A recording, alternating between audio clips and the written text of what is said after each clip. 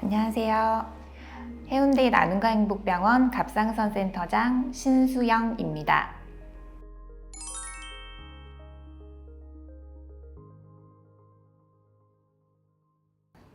갑상선 진료를 보다 보면 예기치 못하게 갑상선 암이 발견되는 경우가 종종 있습니다.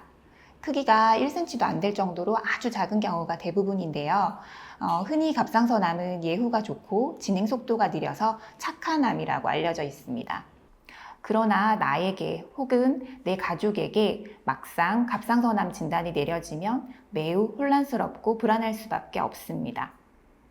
갑상선암은 크기가 1cm 이상이거나 크기가 작더라도 갑상선 외에 침윤이 있거나 경부 임파선 또는 원격 전이가 있는 경우 즉각적인 수술적 치료를 권유드립니다.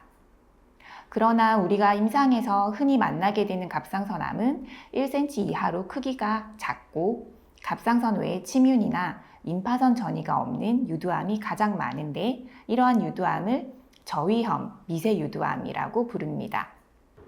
저위험 갑상선 미세유두암을 진단받으신 경우 보통 두 가지 선택지에 놓이게 됩니다. 적극적인 감시와 외과적 수술입니다. 외과적 수술은 갑상선 전체나 절반을 절제하는 것으로 갑상선암의 표준 치료법입니다. 그런데 수술을 하게 되면 수술 전과 비교하여 불편감을 호소하는 경우가 꽤 있습니다. 일단 수술 부위 흉터가 생기게 되고 갑상선 기능이 떨어져서 갑상선 호르몬제를 복용해야 할 수 있고, 호르몬제를 복용하더라도 피로감, 부종, 체중 증가 등을 호소하는 경우가 드물지 않게 있습니다. 또한 자주 있는 일은 아니지만 수술 합병증으로 목소리 변화가 올 수 있는 위험성이 있습니다. 갑상선암의 95% 정도가 유두암인데요. 이 갑상선 유두암에 대해 장기적인 연구 결과들을 보면 수년간 관찰해도 진행하지 않거나 매우 느리게 진행한다는 결과들이 나오면서 삶의 질을 중시하고 좀 더 보존적인 방향으로 치료의 흐름이 바뀌고 있습니다. 이러한 근거를 기반으로 나온 개념이 적극적 감시인데, 적극적 감시는 앞서 말씀드린 대로 대부분의 갑상선암이 진행이 느리니 정기적으로 초음파 검사를 통해 갑상선암의 진행 여부를 관찰하다가 수술이 필요할 정도로 진행을 하면 그때 치료를 하자는 개념입니다. 이제 두 가지 선택지 중에 한 가지를 선택해야 할 텐데요. 6개월 후에 지켜보자고 말씀드리면 그동안 암이 커지지 않을지, 임파선으로 전이가 생겨서 혹시 수술 범위만 더 커지는 게 아닌지 불안할 수 있습니다. 그렇다고 수술을 하자니 겁도 나고 수술 후 불편감이 걱정되어 주저됩니다.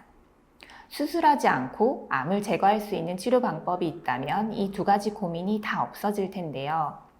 암을 가지고 살아가야 하는 불안감 없이, 또 수술 후 겪을 수 있는 불편감 없이 암을 간단히 치료할 수 있는 국소치료법이 있습니다.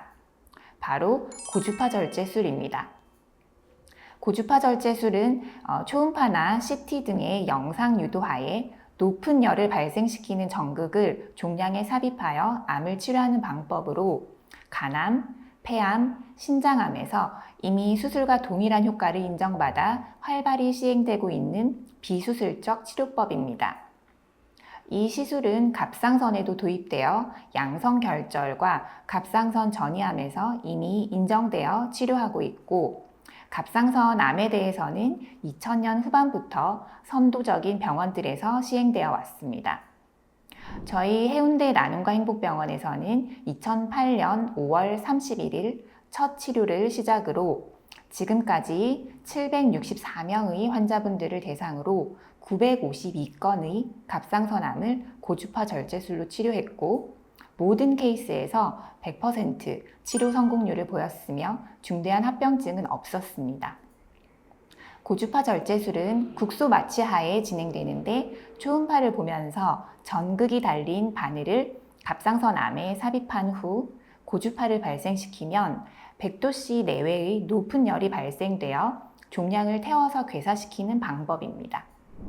앞서 말씀드린 대로 수술과 동일한 암 치료 효과는 이미 증명되었고, 정상 갑상선 조직은 손상시키지 않기 때문에 갑상선 기능은 유지되며 절개를 하지 않기 때문에 흉터도 남지 않습니다.